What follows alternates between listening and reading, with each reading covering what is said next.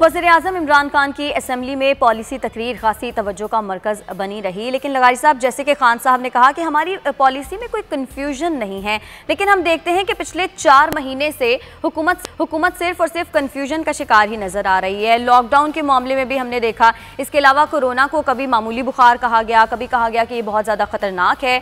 इसके बावजूद ये कहना कि हुकूमत कन्फ्यूज नहीं है, आपके ख्याल में दुरुस्त होगा?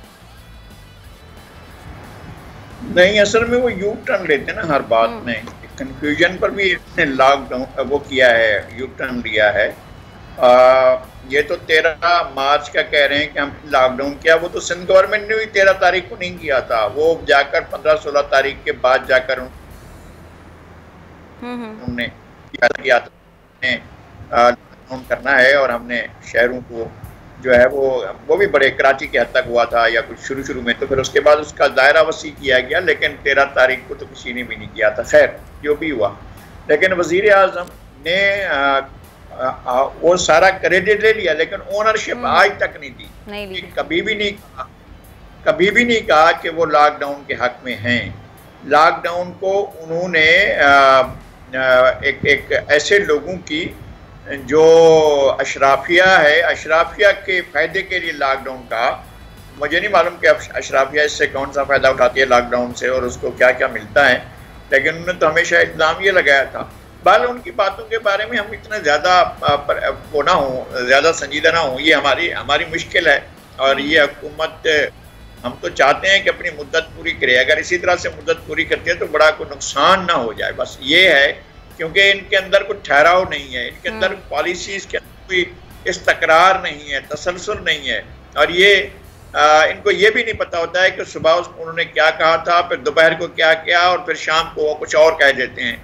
और वो समझते हैं कि फिर भी ये समझते हैं कि हमारी पॉलिसीज़ में तजाद नहीं है और हम जो है वो बिल्कुल कन्फ्यूज़ नहीं है, और अपने कन्फ्यूजन का वो ये समझते हैं कि हम जो भी कह रहे हैं वो कन्फ्यूजन का मसला नहीं है। लेकिन लगारी साहब, हम देख रहे हैं कि वज़ीर आज़म ने जब असेंबली में तकरीर की तो उन्होंने स्मार्ट लॉकडाउन वाली जो पॉलिसी है उसका क्रेडिट खुद लिया। हालांकि हमने देखा था कि ये तो सिंध की तरफ से पहले किया गया था और लॉकडाउन भी पहले सिंध ने किया, स्मार्ट लॉकडाउन की पॉलिसी भी सिंध हुकूमत ने बनाई।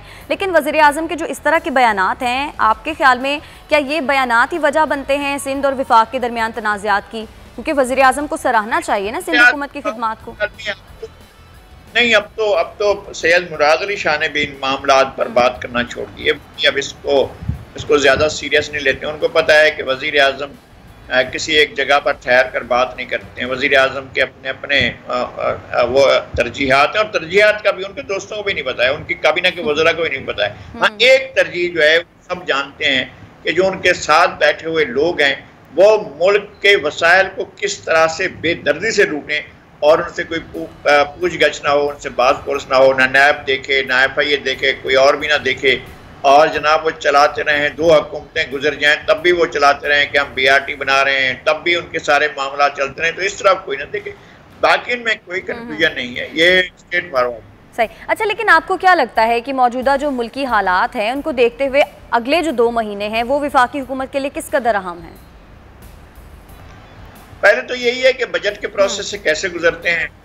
आज उसके अलावा जमहूरी वतन पार्टी ने भी उनका साथ छोड़ा है। उससे पहले बलूचिस्तान नेशनल पार्टी अख्तर मेंगल ने साथ छोड़ा। उसके बाद शाहजैन बुक्की ने कह दिया है कि हम साथ तो देंगे लेकिन आपकी दावत में रोटी खाने के लिए नहीं आएंगे, हमने खाना नहीं आना है आपका।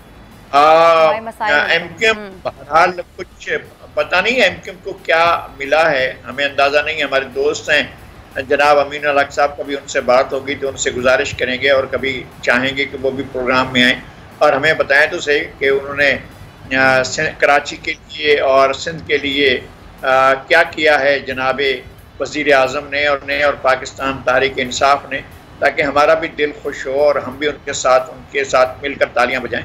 लेकिन बाकी इत्तेहादी तो उनसे सारे के सारे नाराज ही हैं। बिल्कुल ऐसा है।